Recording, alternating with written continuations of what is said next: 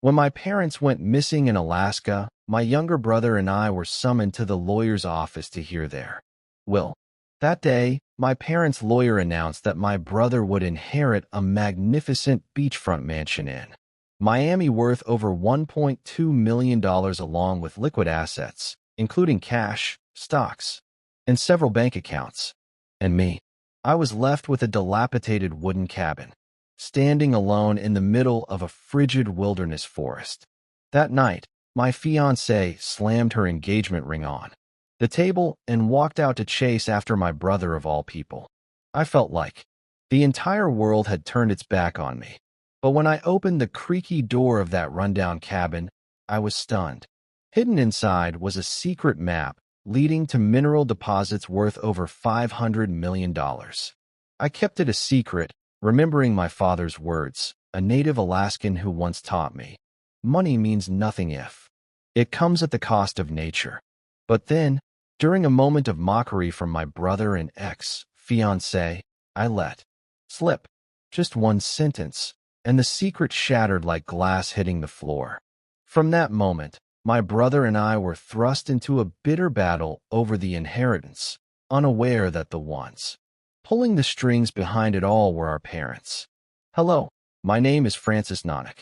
I was born in Fairbanks, Alaska, where the bone-chilling cold was a constant companion that never left. Our wooden cabin teetered on the edge of the forest, where towering pines stood like sentinels guarding the secrets of the land and sky. The house was small, just a single room that served as both living room and kitchen, a bedroom for my parents, and a cramped attic corner where I curled up in blankets each night, listening to the wind whistle through the wooden cracks. In winter, snow blanketed the roof, and I often woke up with numb fingers despite burrowing deep into a pile of worn-out blankets. My father, Elias Nonick, was a native Alaskan of Inuit descent. He was tall and sturdy with eyes sharp as a blade and black hair tied neatly at the nape of his neck. He used to be a hired hunter guiding expedition groups deep into the forest. Later, he worked at a sawmill, then a logging company. The work was grueling, but he never complained. To him, labor was a way to prove one's worth to this land. The land is our mother, he'd say in his deep, steady voice, solid as stone. You must respect it for it sustains us, but it can also swallow us whole if we betray it. My mother, Kelly, was the opposite. A gentle woman with golden hair and a smile as warm as the rare sunlight in an Alaskan winter. She was of European American descent and worked part-time as an office clerk. She loved me. I knew it from the way she stroked my hair every night or slipped a warm piece of bread from the oven into my hand. But she also always supported my father's strictness. Your father wants what's best for you, she'd say whenever I grumbled about being sent to chop firewood in sub-zero cold. Our family was poor, not the kind of poverty that left us starving or in tattered clothes, but the kind that forced us to weigh every penny carefully before spending it. I remember days following my father into the forest, carrying a tiny axe on my shoulder, chopping dry branches for firewood. Sometimes I waded into the river. The water so cold it felt like my feet were turning to stone just to catch a few salmon for dinner. Once I even secretly scavenged scrap metal from a dump near town, selling it for a few dollars so my mother could buy extra salt or sugar. Back then, I didn't think of it as hardship.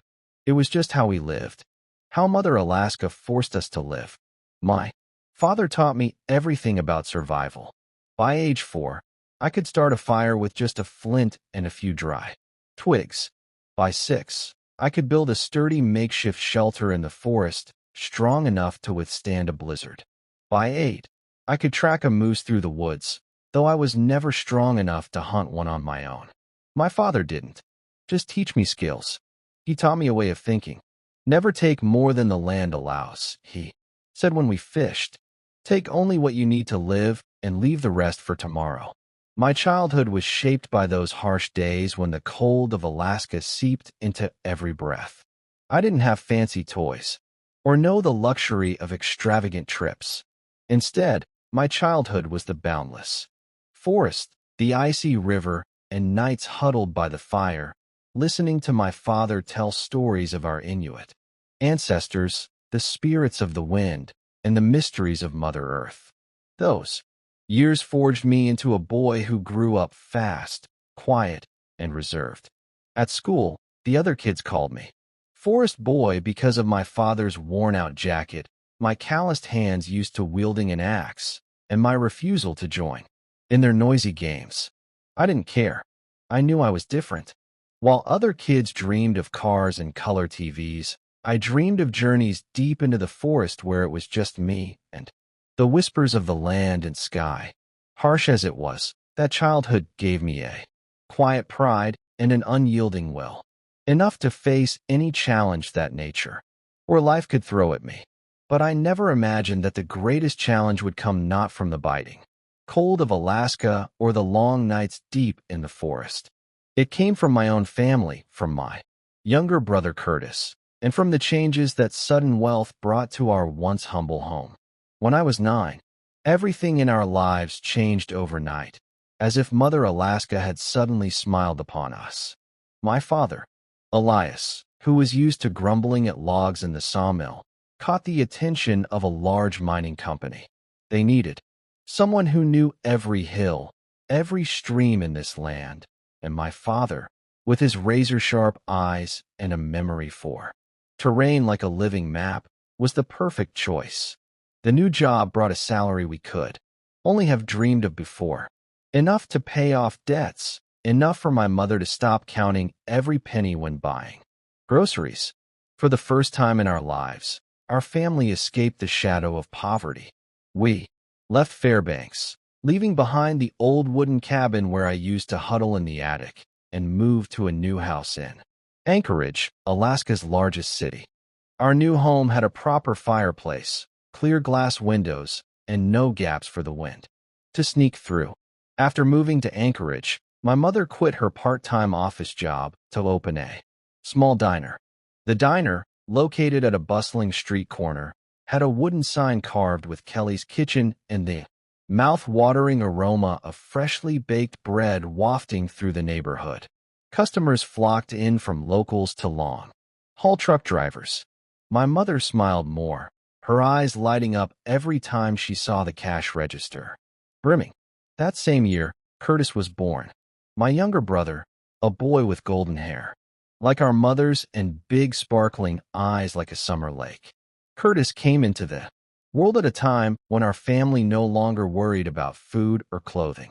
He grew up in a warm house with a room full of toys I never dared dream of at his age. I remember pushing Curtis's stroller around the neighborhood, watching him giggle as our mother handed him a brand new stuffed bear. I wasn't jealous. Truly, Curtis was my little brother, and I loved him. I liked being the big brother, teaching him how to tie his shoes or showing him how to read the clouds to predict rain. But as Curtis grew, I began to notice differences, not just between us as brothers, but between the worlds we were raised in. I grew up in bone-chilling cold and days of chopping firewood until my hands went numb. In the harsh lessons my father taught me about survival, I absorbed his teachings about preserving nature. The way he looked at me as if he were entrusting me with the legacy of our Inuit ancestors. And Curtis, he never knew the cold of a night without firewood, never waded into a river to catch fish, never heard our father's stories about Mother Earth. Our parents, busy with their new jobs, didn't have time to teach Curtis the lessons they had ingrained in me. Instead, they compensated with material things. Curtis had new shoes every season, a shiny bicycle, even a small TV in his room for cartoons. Whenever Curtis wanted something, our mother would smile and nod, and our father, though still stern, couldn't bring himself to say no. He's still young. Let him enjoy himself. My mother would say when I asked why Curtis didn't have to do chores like I did at his age. Curtis didn't just grow up in abundance. He grew up believing everything in life came easily. At school, He was the center of attention with his expensive clothes and confident way of talking as if the world revolved around him. The kids didn't call Curtis Forest Boy. They called him the Prince of Anchorage. And Curtis loved it. He loved the praise, loved showing off his new watch or shiny shoes. Sometimes when I looked at him, he felt like a stranger. I didn't blame our parents. They only wanted to give Curtis what I never had. But I slowly realized that their indulgence had planted a dangerous seed in my brother's heart. Curtis didn't value what he had. He took everything for granted. Money, clothes, even our parents' love. Once I saw him toss aside a brand new jacket because it had a small scratch. "Mom will buy me another," he said, shrugging as if it were only natural. I looked at him wanting to say something, but stayed silent. I remembered how our father taught me to mend clothes with a needle and thread. How he told me a man must cherish what he has, no matter how small. The differences between us became more pronounced as I entered my teenage years. I still woke up early to help our father fix fences or shovel snow from the driveway. Curtis slept until noon, then ran off with his friends, laughing loudly. I still loved trips into the forest where I could hear the whisper of the wind and feel Mother Earth beneath my feet. Curtis loved the city lights, the noisy bars, the parties where he could show off. I lived by our father's ways, discipline, patience, and respect for nature. Curtis lived as if the world existed only to serve him. Once I tried talking to him. "Curtis," I began as we sat in the kitchen while our mother baked in the oven. "Have you ever thought about learning to fish or set up a camp like Dad taught me?" Curtis looked at me and smirked. "Why bother with that stuff, bro? Mom and Dad have money now. We don't need to live like forest people anymore." I didn't respond. His words cut like a knife, not because they hurt me, but because I realized Curtis didn't understand and perhaps never would.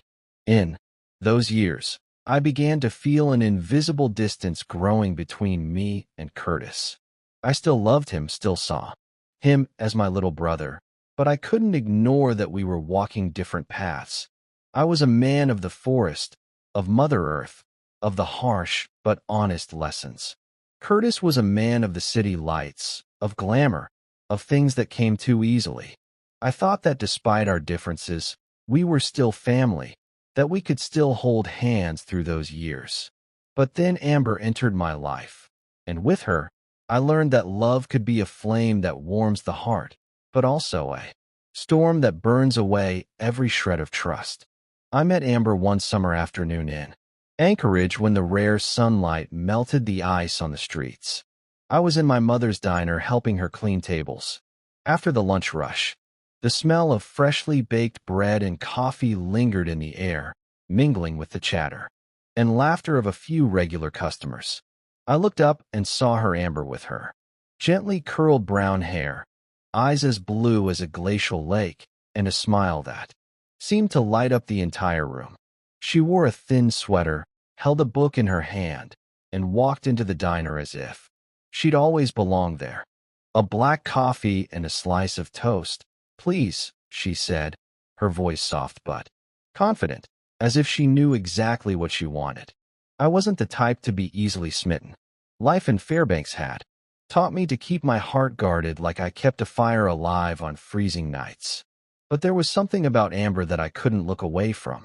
Maybe it was the way she sat reading her book, quiet, but fully absorbed, as if the world had shrunk to the pages in front of her. Maybe it was the way she smiled at my mother, calling her Aunt Kelly with natural warmth. Or maybe it was simply that she felt different from the girls I'd met who only cared about parties or new dresses. I mustered all my courage to strike up a conversation. "Good book?" I asked, wiping a table but keeping my eyes on her. Amber looked up slightly surprised, then smiled. "Pretty good," she replied, holding up the book, a collection of poems by Robert Frost. "Do you like poetry?" I shook my head a bit, embarrassed. "I'm not much for poetry, but I love the forest and the things he writes about. The wind, the smell of earth, the shadows of trees. Those are things I see every day." She looked at me, her eyes sparkling with curiosity. A forest guy, huh? She teased, her tone playful but kind. I laughed, feeling lighter for the first time that day. You could say that. From then on, we started talking. Amber was the daughter of a middle-class family in Anchorage. Not overly wealthy, but comfortable enough for her to grow up with things I never had. Summer vacations in California, piano lessons, beautiful dresses. But she didn't brag. She spoke of her dream to become a journalist, to travel the world and write about forgotten people and places. I want to tell the stories of people like you, she said once as we sat by the river, watching the water shimmer under the sunset. People who live true to themselves, not chasing false glamour. I was drawn to Amber, not just because she was beautiful, but because she seemed to understand me. She didn't laugh when I talked about chopping firewood in Fairbanks, about how my father taught me to start a fire or track a deer. She listened, her eyes lighting up as if she were living in my stories. When I spoke of Mother Earth, of the lessons my father passed down, she took my hand gently but firmly. You're different, Francis, she said. You're not like those guys who only brag about cars or money. You have strength. Her words made my heart race. As if for the first time, someone saw the real me. We fell in love. Those days felt like my life had been lit up. I took Amber into the forest, showed her how to pitch a tent, how to spot animal tracks. She laughed loudly when she tried to start a fire for the first time and sent smoke billowing everywhere. I taught her to listen to the wind, to feel the pulse of Mother Earth. In return, she taught me to open up, to talk about things I'd always kept hidden. I told her about my harsh childhood, about nights by the fire, listening to my father's stories, about the quiet pride of surviving Alaska's cold. She hugged me, whispering, "You're stronger than anyone I've ever met." But as our love deepened, I began to notice changes in Amber. She grew more ambitious, craving more than what Anchorage could offer. She dreamed of big cities, prestigious newsrooms, luxurious apartments in New York or Los Angeles. At first, I thought her ambition was a strength, a fire like my own resilience. But slowly, I saw her start to compare. And painfully, the person she compared me to was Curtis. Curtis, now in his 20s, was the epitome of what Anchorage called success. He drove a sleek sports car, wore tailored suits with glittering watches on his wrist, and lived in a beachfront apartment our parents had bought him, a place with a balcony overlooking the ocean where he threw extravagant parties.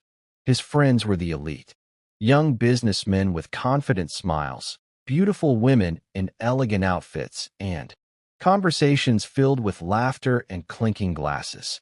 For Curtis, life was a stage, and he always wanted to be the star. Amber began to see me differently. She used to call me different, but gradually her gaze would drift away when I spoke of the forest, of Mother Earth, or the values my father had instilled in me. She started looking at Curtis, my spoiled younger brother, with an admiration she'd never shown me. She was drawn to his glamour. One ordinary afternoon, as we walked along Anchorage's coastal road, I saw Curtis standing by his car, laughing loudly, with a group of friends. Amber stopped, looked at him, then turned to me. "You see your brother?" she said, her voice tinged with an admiration I didn't want to hear. "He knows how to live. He knows how to make people notice." Her words were like a small sharp knife. Not enough to draw blood immediately, but enough to sting. I tried to keep my voice steady as I did. When facing the cold forest winds, "Curtis has always been like that," I replied. "He has his way of living. I have mine." But Amber didn't stop there. In the days that followed, she said things that pierced my heart. "Why do you live so small, Francis?" she asked once as we sat in my mother's diner, her eyes looking at me like I was a puzzle she couldn't solve. "You don't know how to enjoy life. You don't show off. Don't you see Curtis? He lives big, lives truly." I stayed silent, my hand tightening around my coffee mug, but I didn't speak. I just looked at her, seeing her eyes grow distant as if I were no longer the man she loved. Amber began to criticize me, not with blunt words, but with subtle remarks and disappointed sighs. "You lack ambition," she said once as we sat by the river. "You could do so much more. Why don't you want to be like Curtis with money, status, everything that makes people respect you?" I wanted to shout that I didn't need anyone's respect, that I didn't want to be Curtis, that my worth wasn't in cars or beachfront apartments.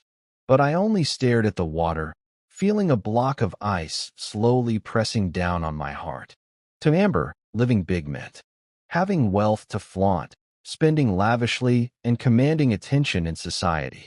She wanted the spotlight to stand beside a man who made the world turn and look. And I, with my old jacket, my rough hands from wielding an axe, my dreams of the forest and Mother Earth couldn't give her that. I began to feel the cracks forming, and those cracks grew wider each day. Deep down, I knew they couldn't be mended. Amber wasn't just comparing me to Curtis. She was being drawn into his world, a world of lights and glamour. She no longer saw me as a man of strength, but as someone lacking ambition, someone living small, while my brother lived large. I tried to hold on to her, tried to remind myself that our love was worth fighting for. But I never expected that. Before I could even try to salvage that love, a greater storm would crash into my life, sweeping away everything I once thought was certain. My parents went missing, leaving behind a void colder than any winter I'd ever endured in Fairbanks. I was 30 years old when the devastating news arrived. It was an early winter morning with snow lightly falling on the streets of Anchorage, blanketing rooftops and sidewalks in a thin layer. I was at my mother's diner helping her clean up after a busy morning rush. The phone rang and a stranger's voice came through dry and emotionless. "Are you Francis Nonick? I'm an officer with the Seattle Police. I'm very sorry to inform you that your parents, Elias and Kelly Nonick, have gone missing after a plane crash." The world seemed to stop. I stood there still holding the rag I'd been using to wipe tables. But all the sounds around me, the chatter of customers, the clanging of pots and pans in the kitchen, faded into a blur. The officer continued, his voice steady like he was reading a report. "The small plane carrying your parents encountered trouble while flying over the icy mountains near the Canadian border. Some wreckage has been found scattered across the mountainside, but there's no sign of bodies or survivors. We're continuing the search," he added, but his tone carried no hope. "We'll contact you if we have more information." I hung up, feeling as if an icy weight was crushing my chest. I didn't cry, not because I was strong, but because I didn't know what to do with the pain. It was too vast, too cold, too real. I called Curtis right after. He was at a bar. I could hear loud music and laughter in the background. "What did you say?" he asked, his voice distracted as if I were telling some unimportant story. When I repeated the news, he went quiet for a moment, then said, "Yeah, okay. You handle it. I'm busy." He hung up, leaving me with the cold beep of the disconnected line. The days that followed were a foggy nightmare. Local media began covering the crash. Alaska couple missing in plane crash screamed. The sensational headlines in Anchorage newspapers. People in the community, those who'd eaten my mother's bread or been guided through the forest by my father, came to the diner to express their condolences. They hugged me, offered words of comfort, but I felt only emptiness. Amber stayed by my side, at least at first. She held my hand, whispering that she'd always be there, that we'd get through this together. But her eyes were distant, no longer warm like they used to be. While I drowned in grief, Curtis acted strangely. He showed up at the diner a few days later, dressed impeccably as always, in a new leather jacket and polished shoes. "How's it going, bro?" he asked, his voice light but insincere. I looked at him and saw a stranger, someone seemingly untouched by the pain I was carrying. "Aren't you sad?" I asked, my voice hoarse. Curtis shrugged. flashing an enigmatic smile. Sure, I'm sad, but life goes on, you know. Mom and Dad would want that. I didn't respond. I couldn't fathom how he could be so calm. But then I overheard him talking to a friend on the phone right there in the diner, his voice brimming with excitement. Yeah, yeah, the will's probably going to be read soon. Hopefully there's something worthwhile, right? I stood there, my hand gripping the edge of the table, feeling a cold wind blow through my heart. Curtis wasn't just calm. He was thinking about the inheritance, about what our parents might have left behind, while I still couldn't accept that they were gone. A few weeks later, the court declared my parents deceased based on the plain wreckage and the absence of any signs of survivors. Death certificates were issued cold and official, like a final punctuation mark on all hope. I didn't want to believe it, couldn't believe it. But the papers in front of me, with their red seals and judge's signature, left no room for denial. The Anchorage community began to express their grief. They brought to our house loaves of bread, salmon soup, and carefully woven wreaths of golden wildflowers. The next day, a small memorial was held by the river where my father used to fish. People lit candles in the cold Alaskan wind, sharing memories. How my father had helped them repair boats. How my mother baked bread to share with the neighborhood every winter. I stood listening silently, realizing that my parents didn't just belong to me. They were part of this community. But when the last candle flickered out and everyone left, I was alone again with a void nothing could fill. Amber stayed with me during those days, but her presence only deepened my pain. She tried to comfort me, but her words sounded rehearsed. "Francis, you have to be strong," she said, but her eyes looked elsewhere as if her mind was on something else. And I kept going to the diner, wiping tables, answering customers' questions about my parents. But my mind was elsewhere, lost in the forests I used to roam with my father. I dreamed of my parents every night, my father standing by the river, teaching me to fish, my mother in the kitchen smiling at me through the steam of baking bread. But every morning, I woke to the cold truth. They were gone, and I didn't know how to keep living. And then on a gloomy afternoon, when the Anchorage sky was heavy with clouds as if it too carried my sorrow, the phone rang. A polite but cold voice came through. "Francis Nonick, this is Gunnar Holm, your family's lawyer. I need you and your brother, Curtis, to come to my office tomorrow morning for the reading of your parents' will." I stood there gripping the phone, feeling a chill sweep through me. I called Curtis. "The will," he said, his voice brimming with excitement that made me shudder. "Great, bro. Finally, something worth looking forward to. See you tomorrow." He hung up, leaving me with a gnawing sense of unease. The next morning, I arrived at Gunnar Holm's office, a small but elegant building in downtown Anchorage with glass walls and a polished brass sign. Curtis showed up late, striding in, wearing a sleek black suit, his hair perfectly styled, and a confident smile, as if he already knew what was coming. "Hey, bro," he said, clapping me on the shoulder like we were close friends, not brothers facing a moment that could change our lives. The lawyer's meeting room was small but stifling, with a long wooden table and leather-upholstered chairs. Gunnar Holm, a middle-aged man with silver hair and gold-rimmed glasses, sat at the head of the table, a thick stack of documents in front of him. He looked at us, his expression stern but neutral. "Francis Curtis," he began, his voice steady like a proclamation. "Today we will read the will of Elias Nonick and Kelly Nonick. I offer my condolences for your loss. But as per your parents' wishes, I will now read what they have left behind." I sat there, my heart pounding, not because I expected anything, but because I felt like I was reopening a wound that hadn't healed. Curtis, on the other hand, sat upright, his eyes gleaming as if the lawyer were about to hand him a golden key. Gunnar opened the file, flipped a few pages, and began reading. His first words hit the room like a cold gust of wind.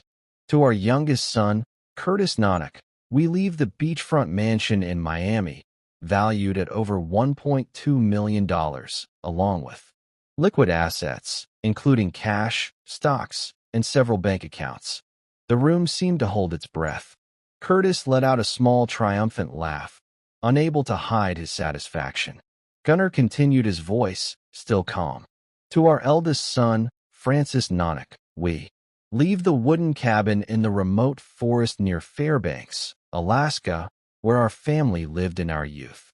He paused, looking at me as if expecting a reaction. I said nothing. I couldn't say anything. The cabin, the place where I'd huddled in the attic, where my father taught me to start a fire, where my mother sang me lobbies on freezing nights. It was now just a dilapidated legacy, something no one wanted, something no one cared about. I felt as if my parents had disowned me, as if all my efforts, my discipline, the lessons I'd learned from them were meaningless. Curtis looked at me, his smile now wider, dripping with smugness. Well, bro, he said, his tone mocking. That cabin's perfect for you. Forest guy, right? I didn't respond, only feeling betrayed, not just by Curtis, but by our parents, the people I thought understood me better than anyone. That evening, I returned to my small apartment, carrying a heavy pain. Amber was waiting for me, sitting on the sofa, but her eyes no longer held the warmth they once did. So how'd it go? She asked, her voice cold, as if she'd already guessed the outcome. I recounted everything, each word like a knife I drove into my own heart. When I mentioned the cabin, she laughed. Not a joyful laugh, but a bitter, almost scornful one. A rotting wooden cabin? She said, standing up, hands on her hips. That's all you got, Francis? Are you serious? Curtis gets $1 million mansion, and you get a pile of broken wood? I tried to explain. Tried to say I didn't care about money, but Amber wouldn't listen. She paced the room, her voice rising. Don't you see? Curtis knows how to live, how to win, and you cling to that small life, holding on to your forest, your Mother Earth nonsense. But where has it gotten you? A crumbling cabin. She stopped, staring straight at me, her eyes flashing with disappointment. You're a loser, Francis. You'll never measure up to your brother. Her words were like a blizzard sweeping away the last of my hope. I stood there, silent, watching as Amber slammed the engagement ring on the table. The ring I'd saved up for a year to buy. I can't live like this, she said, her voice trembling but resolute. I need a man who lives big, who does something with his life, not someone who just holds an axe and dreams of the forest. She turned and walked out of the apartment, leaving me with the sound of the door slamming shut. Just a few days after our fight, Amber went public with her new relationship with Curtis. My younger brother, with his $1 million mansion and triumphant smile, had become the man she chose. I sat in my empty apartment, clutching the ring she'd left behind, feeling as if everything I'd believed in, love, family, loyalty, had melted away like snow under the sun. I'd lost my parents. I'd lost Amber. And now, I felt like I'd lost myself. In the days after Amber left, I lived like someone trapped in a blizzard, unable to see the path ahead, hearing nothing but the howling wind in my mind. I avoided Curtis, avoided my mother's diner, which had once been my only solace. Every street corner in Anchorage now felt like a reminder of betrayal. Amber's smile as she stood beside Curtis, his triumphant look when he learned he'd inherited the $1 million mansion.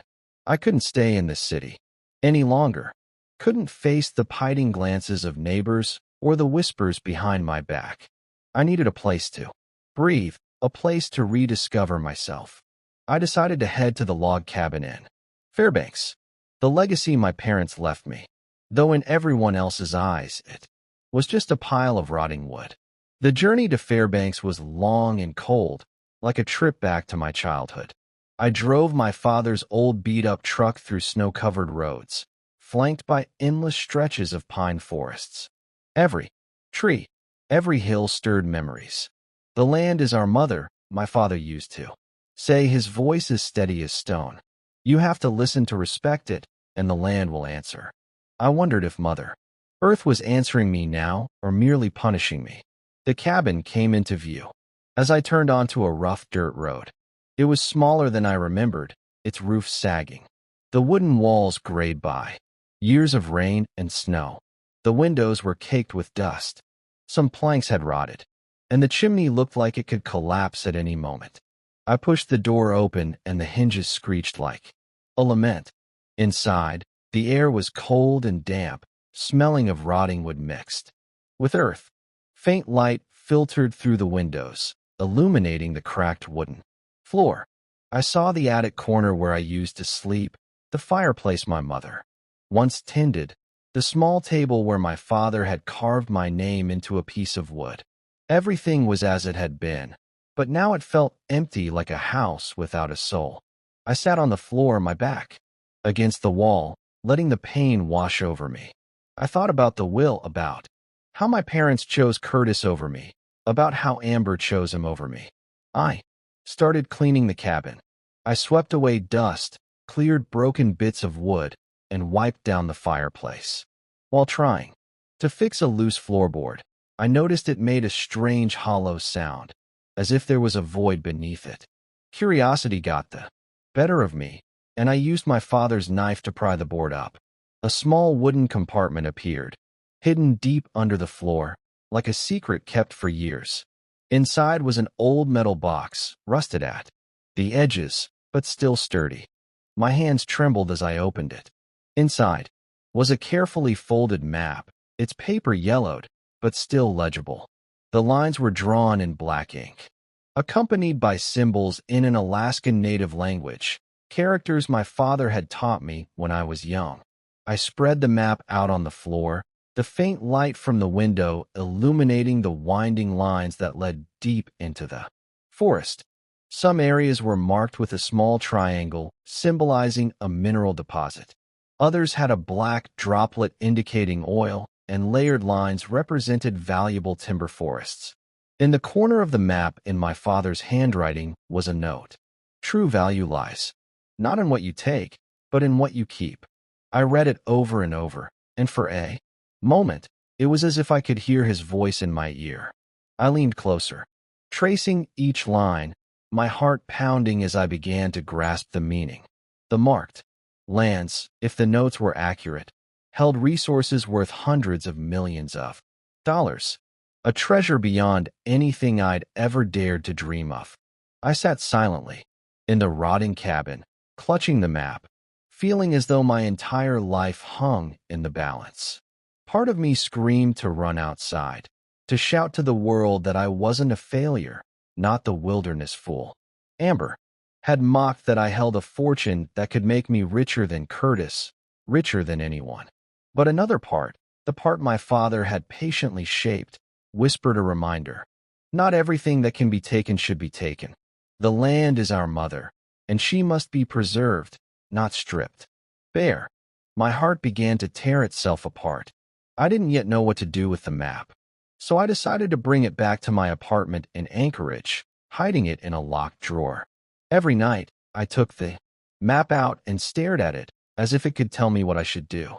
I imagined selling the information about those lands, getting revenge on Curtis by proving I was wealthier than him. I pictured Amber coming back, her eyes sparkling when she saw I was no longer the small-time man. But then I remembered my father, who taught me that Mother Earth is sacred, that taking too much is a betrayal. I remembered my mother, who once said, "Happiness lies not in money, but in how we live." I decided to keep the secret, to neither exploit nor sell it. I wanted to honor my parents' legacy, even if it meant I remained just Francis Nanak, the man of the woods, nothing more. But Mother Earth, as my father once said, always has ways of testing us. A month after my parents' disappearance, I decided to hold a small gathering to honor them. The people who raised me, and Curtis, who left me with lessons that could never fade. I wanted a quiet space where family and friends could share memories of my parents, where I could feel them again, even if only through stories and smiles. I chose my mother's diner as the venue because it was where she poured her heart, where the smell of fresh baked bread and coffee still lingered like a piece of her soul. I stood in the diner, arranging chairs in a circle, placing a photo of my parents on the table. My father with his stern smile, my mother with her gentle eyes. Familiar faces arrived, gradually bringing flowers and condolences. Aunt Mary, my mother's cousin, hugged me tightly, tears streaming down her cheeks. Old Joe, who used to hunt with my father, patted my shoulder with quiet sympathy. I stayed silent, forcing a smile, but inside I felt only emptiness. Curtis arrived late, as usual. He walked in, Amber at his side. Seeing her, my heart felt like it was being crushed. She held Curtis's hand, smiling lightly. As he whispered something in her ear, I turned away, focusing on arranging coffee cups for the guests, but that image clung to me like salt rubbed into a wound. The memorial began. People took turns sharing memories of my parents. Aunt Mary spoke of the time my mother taught her to bake bread, her voice choking with emotion. Joe recounted hunting trips with my father, laughing loudly as he recalled how my father teased him for being terrible at fishing. I spoke too, though my voice trembled. I talked about nights by the fire, listening to my father speak of Mother Earth, how he taught me that true value lies not in money, but in integrity. But when it was Curtis's turn, he stood, briefly, saying only a few words. Mom and Dad were amazing people. They worked hard to give us a better life. I'll always be grateful. He sat down and Amber clapped, her eyes full of pride. I looked at him, searching for a hint of sincerity in his voice, but found only shallowness. He spoke as if reading a prepared speech, not from the heart. I wanted to stand up, to scream in his face that hour. Parents deserve to be remembered with love, not empty platitudes. But I held back, clenching my fists under the table, trying to stay calm. After the sharing, people began to chat and eat, and the atmosphere grew lighter. I stood in a corner of the room, watching everyone, trying to blend in, but feeling out of place. Then Curtis and Amber approached, each holding a glass of wine. Well, big brother, Curtis said, his tone mocking. This memorial is not half bad, but you know Mom and Dad would probably be prouder if you did something bigger than this little diner. Amber giggled, her eyes sliding over me cold and distant. Yeah, she added, her voice sweet but sharp as a knife. Their words ignited a fire inside me. I'd had enough. Enough of Curtis's taunts, Amber's scornful looks, the constant feeling of being belittled. I shot to my feet, my voice trembling with rage. You think I'm nothing, don't you? I was nearly losing control, and the room fell silent. You think I'm just a failure with a rotting cabin? Well, I have something neither of you will ever have. I paused, my heart pounding, knowing I was going too far, but unable to stop. I found a map in the cabin, a map pointing to mineral deposits, oil, precious timber, worth over $500 million. You hear me? $500 million. The crowded room went deathly quiet. The air so thick I could hear my own heartbeat. Dozens of eyes turned to me, but they all blurred. Only Curtis and Amber stood out. Curtis's face pallid for a moment, then twisted into a greedy smile. His eyes gleamed with suspicion and excitement, as if he'd already touched the gold. Francis, Curtis said, his voice shaky but eager. Are you serious? Or did you just lose it and blurt that out? Amber was different. She leaned back in her chair, arms crossed, a mocking smirk on her lips. Oh, come on. Francis, another one of your attention-grabbing stunts? A treasure? Sounds like something out of a children's book. I didn't respond. My throat tightened, but my feet moved. I turned and left the diner in silence, ignoring the murmurs rising behind me. I had just revealed the biggest secret of my life, and I knew from this moment there was no going back. Curtis, with his insatiable greed, would surely pursue it to the end. Amber, with her cold pretense, would find a way to exploit it to the fullest. The door swung open. I stepped outside. The biting wind stung my skin, and snow fell heavily on the road as weighty as the gaze of Mother Earth.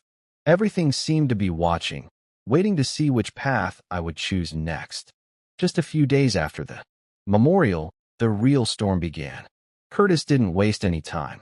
The morning after, as I sat in my small apartment trying to sort through my chaotic thoughts, a letter was slipped under the door. I opened it, and the cold words of a law firm hit me like a slap.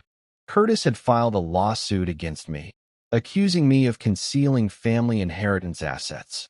The legal claim stated that the treasure map, the one I found in the cabin, was part of the Nonick family legacy, and that I, Francis, was intentionally trying to keep it for myself. I read it over and over, my heart pounding, not from fear, but from a rage that flared like wildfire. My brother, the one who once held my hand as a child, who giggled when I fixed his bicycle, was now dragging me to court, as if we had never been family. But Curtis didn't stop at lawsuits. He was busy spreading rumors like a toxic wind sweeping through Anchorage. I heard from Aunt Mary that Curtis had been going around from high society parties to family gatherings, telling anyone who would listen that I was a selfish man hiding a $500 million treasure, the legacy of the entire Nonick clan. Francis thinks he can keep it all to himself, he'd say, his voice dripping with feigned indignation as if he were the one betrayed. He's not thinking of the family, not thinking of Mom and Dad. His words spread like fire through a dry forest, and soon it seemed the entire city had heard about Francis's treasure. Distant relatives began to circle like vultures smelling blood. Uncle Carl, a man I'd only met a handful of times in my life, called me one evening, his voice as sweet as honey. "Francis, how you holding up? Heard you found something pretty interesting in your parents' cabin, huh?" he asked as if we were old pals. "Families got to stick together, Francis. If there's something valuable, you should share it with everyone, right? Don't let people think you're selfish." I gripped the phone, trying to keep my voice steady. "Uncle, I'm not keeping anything. It's just a map, and I haven't done anything with it." But Carl wouldn't let up. He laughed loudly as if I just told a joke. "Don't play coy with me, Francis. If you don't share, people won't be happy. You don't want the whole clan turning their backs on you, do you?" His threat cut like a knife, but it wasn't the only one. Others, distant relatives, old friends, even people I'd never met, started reaching out. "Hey, Fari Aunt texted me suggesting I share the map's information for resource extraction, promising to split the profits." An old neighbor stopped by the diner, clapped me on the shoulder, and said, "Francis, do the right thing. Don't let people think you're greedy." I looked at them, faces that were once familiar, now twisted by greed. I wanted to scream that I wasn't planning to take anything, that I just wanted to honor my parents' wishes to protect Mother Earth. But I knew they wouldn't understand. To them, I was no longer Francis, the man raised in the woods who respected the land and sky. I was just the guy holding a treasure they wanted a piece of. The tabloid media jumped in like sharks smelling blood. One morning, as I opened the local paper, a sensational headline screamed, "Alaska man hoards $500 million family treasure." The article was riddled with fabrications, calling me a selfish son and a disloyal heir, trying to steal the legacy from my brother and family. Reporters began loitering outside the diner, cameras flashing every time I stepped out. "Francis, what can you tell us about the treasure map?" one shouted, thrusting a microphone in my face. "What are you going to do with $500 million?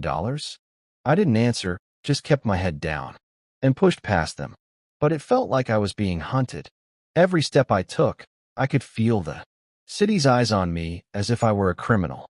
Worse still, the cabin in Fairbanks, the place where I grew up, where memories of my parents lived, became the center of morbid curiosity. A friend from Fairbanks called to warn me that locals had started showing up, lurking around the property, some even sneaking in to search for the treasure. I drove there the next day, and the sight before me broke my heart. The wooden fence was torn down, windows smashed, the yard littered with haphazardly dug holes. The cabin, though already dilapidated, had been sacred to me. Now it was violated, as if Mother Earth herself had been insulted. I stood in the yard, snow falling, silently, and it felt like the land was weeping with me. Amber, of course, didn't stay out of it. One evening, she appeared at my apartment door wearing an expensive fur coat, her eyes soft like they used to be. "Francis," she said, her voice so sweet it sent chills down my spine. "I'm sorry for what happened. I was wrong. You're not a failure. You have that map. We could do something big together." I looked at her, feeling like I was staring at a stranger. She hadn't come back because she loved me or because she understood me. She came back for the $500 million for the glamour she thought I could now provide. "Get out," I said, my voice cold as ice. "I don't need you, and I don't need your lies." Amber froze, her lips tightening, but then she turned and walked away, leaving me with a heavy loneliness. I was cornered like a beast surrounded by wolves. Alone, I had to face Curtis's greed, Amber's deceit, and the relentless scrutiny and harassment from relatives, acquaintances, and the media. Each day, the pressure grew heavier, like an unending blizzard. I began to wonder if I was wrong, if I should just give up the map, share it with everyone, and live the big life they wanted. But every time that thought crossed my mind, I heard my father's voice. "The land is our mother, and you must protect her." I clutched the map hidden in the drawer and told myself I wouldn't betray my parents' legacy no matter the cost. The tension escalated to a breaking point, and I felt like I was standing on the edge of a cliff with no way out. But I didn't know that just when everything seemed lost, a greater truth was waiting, ready to reveal the final answer. 2 months later, the inheritance dispute between my brother and me officially began. That day, the Anchorage sky was cloaked in heavy gray, as if nature itself was growling at the storm about to erupt. I stepped into the courtroom, my heart aching, feeling like a trapped animal surrounded by the cold stares of lawyers, the sternness of the judge, and the curious gazes of strangers there to watch the drama unfold. Curtis sat across from me, his eyes sharp and cold, the corner of his mouth curling into a confident smirk, as if victory was already in his grasp. Beside him, Amber was dressed in a dazzling gown, but her eyes avoided mine, the man she once called her love. I clenched my rough hands inside my father's old jacket, my breath heavy as I tried to stay calm. Deep down, I wanted to scream that I didn't care about money, that all I wanted was to protect my parents' legacy. But I knew in this room no one truly cared. The judge, a middle-aged man with a deep, stern voice, banged his gavel to start the proceedings. Curtis's lawyer stood, his voice sharp and accusing, alleging that I had hidden the map, a shared asset of the Nonick family, and demanded that the court force me to surrender it for equal division. Francis Nonick has deliberately tried to monopolize an inheritance worth $500 million. He declared he has not only betrayed his brother, but also the family and the values his parents left behind. His words were like daggers, slicing deep into my pride. I wanted to stand up to say that I never intended to keep anything for myself, that I only wanted to preserve Mother Earth, but my lawyer, a court-appointed one, told me to stay quiet, that he would handle the rest. I looked at Curtis and saw him smiling, that same triumphant grin from the day Gunnar read the will. Amber held his hand, her eyes sparkling with pride, but I knew it wasn't for Curtis. It was for the $1 million mansion and the glamour she thought he brought. I bowed my head, trying to focus on my father's words. True value lies not in what you take, but in what you keep. But in this room, surrounded by greedy stares and accusations, I felt like I was losing, as if everything I believed in was meaningless. Then Just as the judge was about to ask me his first question, the courtroom door swung open. A cold gust of wind rushed in, accompanied by murmurs from those present. I looked up and my heart stopped.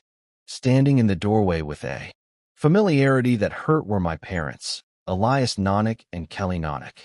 My father, tall and sturdy with his black hair tied back and eyes sharp as a blade. My mother, gentle with her golden hair and warm smile, though her eyes now carried a hint of sternness. The courtroom was stunned, gasps turning to shocked whispers before falling silent as my father stepped forward, his deep voice resonating through the room. We're not dead, and we have something to say. I sat there, unable to believe my eyes. Curtis jumped up, his face pale, mouth agape as if he'd seen a ghost. Amber gripped his hand tightly, her eyes filled with panic, as if she knew everything was about to collapse. The judge banged his gavel, calling for order, but even he couldn't hide his astonishment. "Mr. and Mrs. Nonick," he said, his voice slightly trembling. "Please explain." My father stepped up to the stand, my mother beside him, her hand gently resting on his shoulder. "Everything you've seen, the plane crash, the will, the map, was a test." My father began, his voice steady like when he taught me about Mother Earth. "We wanted to see which of our two sons was worthy of inheriting our ancestors' legacy. Not money, not land, but the values we've spent our lives protecting." He looked at me, then at Curtis, his gaze sharp, but not judgmental. "We faked our disappearance to see what you would do when faced with temptation." The courtroom seemed to hold its breath. My head spun as if the ground beneath me was shaking. Curtis shook his head, stammering, "Dad, Mom, what kind of joke is this? I inherited the mansion, the assets. The lawyers said so." Gunnar, who had been sitting in the corner, stood up, his voice calm but clear. "That will was fake, Curtis," he said. "At your parents' request, I presented a fabricated will to test you and your brother. The beachfront mansion in Miami, the liquid assets, they all still belong to Mr. and Mrs. in the Nook." Curtis was stunned, as if he'd been slapped. Amber let go of his hand, her eyes frantic, darting from Curtis to me, then to my parents. I sat there, my heart pounding, not from joy, but from realization. My father continued, his voice low, but powerful. "The map Francis found was also fake. Another test. The symbols and information on it were entirely fabricated. If Francis had let greed cloud his judgment, if he had tried to sell those secrets, he would have gained nothing and lost everything. But Francis chose to stay silent, to keep the secret and honor Mother Earth, just as I taught him. But you, Curtis." He looked at Curtis, his eyes sad but not angry. "You let greed guide you. You sued your brother, spread rumors, and treated money as everything. You are not worthy of the Nonick name." Curtis bowed his head, unable to speak. Amber, pale as a ghost, stood up and stepped toward me. "Francis," she whispered, her voice trembling. "I was wrong. I shouldn't have left you. We can start over, right?" I looked at her, her eyes now pleading, but all I saw was deceit.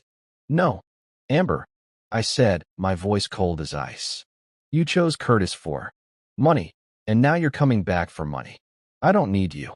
Amber stood there humiliated, then burst into tears like a child. Meanwhile, the judge, still in shock, declared the lawsuit dismissed.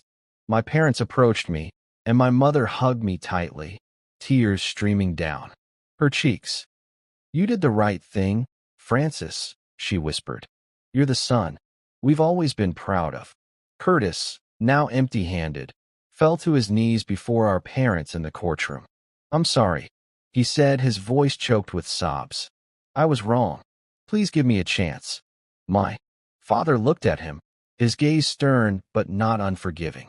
"You'll have a chance, Curtis," he said, "but you must prove yourself worthy.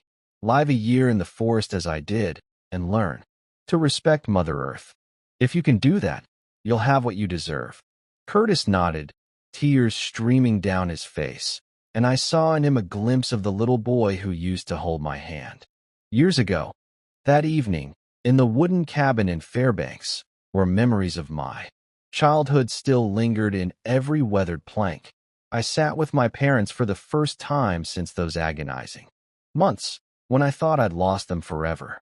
The firelight from the old hearth danced, casting flickering shadows on the walls. My father, with the rugged presence of an Inuit man, sat in an old wooden chair, his hands clasped tightly, his sharp eyes softened with affection as he looked at me. My mother, her golden hair, now strewn with silver, sat beside me, her gentle hand resting on mine, warm as it was when she used to stroke my hair as a child. They told me their story, a story of survival, of love, and of unwavering faith in me. After the plane crash, my father began, his voice deep like the wind rustling through the pines. We were stranded in the icy mountains with no phone, no signal, no hope. But I learned from your grandfather, from the Inuit before him, that Mother Earth never abandons her children if they know how to listen. He spoke of the long days and the biting cold, how he built fires from the smallest dry twigs, hunted snows to feed my mother, and constructed a shelter from snow and stone to withstand the storms. With every step, I thought of you and Curtis, he said, his eyes softening. I told myself that if we survived, I had to do something to make you understand. Understand that true value lies not in what you have, but in who you are. My mother squeezed my hand tighter, her eyes glistening with tears, but her smile still warm as the rare Alaskan summer sun. Francis, you are our pride, she said, her voice choked with emotion, but filled with love. When you were young, I watched you chop firewood, wade into rivers to catch fish, and I knew you were stronger than anyone. Not because you were taller or stronger, but because you had the heart of Mother Earth. Honest, resilient, and never betraying what your father taught you. She paused, wiping a tear from her cheek. When we decided to fake our deaths, I was terrified. Terrified that you'd hurt, that you'd think we'd abandoned you. But I believed in you. Believed that you wouldn't let greed guide you, that you'd hold on to our family's legacy. I sat there in the familiar wooden cabin, feeling as if I were back in those nights by the fire when my father told stories of our Inuit ancestors, when my mother sang me lullabies through blizzards. Their words were like a flame warming my heart, thawing the chill of those lonely months. We wanted to see who you were. When we were gone, my mother continued, her eyes locking onto mine as if to etch every word into my soul. And you, Francis, gave us the answer. You didn't choose money, didn't choose glory. You chose Mother Earth, chose what we taught you. You are the son we've always been proud of. My father stood and walked to the hearth where the firelight illuminated his face, highlighting its weathered but compassionate lines. He pulled a small wooden box from his coat pocket, intricately carved with Inuit patterns, a gift I recognized from my grandfather to him. This is the real map, he said, handing it to me. You have full authority over this map. To exploit it or preserve it, the choice is yours. But I trust you'll do the right thing, as you always have. I took the box, my hands trembling, feeling as if I were holding the entire legacy of our ancestors. I opened it and found a different map drawn on animal hide, its lines meticulously detailed. It wasn't just a map. It was a promise, a responsibility, the soul of Mother Earth. I looked at my parents, tears streaming down my face, not from sorrow, but from the realization that they had never abandoned me. I'll keep it, I said, my voice. I'll protect it as you have, as our ancestors have. My mother came closer, hugging me tightly as she did when I was a child. My father placed his hand on my shoulder, his gaze steadfast but filled with love. And now, in the old wooden cabin amid the crackling fire and the warm voices of my parents, I suddenly understood. True value doesn't lie in money in mansions, or in treasures. It lies in character, in how we protect our legacy, in how we live true to our beliefs. I gripped the real map tightly, knowing with certainty that I would never exploit it. I would preserve it as my parents had, as our ancestors had, so that Mother Earth would remain Mother Earth forever. The story continues in the next chapter in the next linked video. But first, I need you to subscribe to join the family, as we are looking forward to hit our first 10,000 subscribers target, and feel free to share your story in the comments.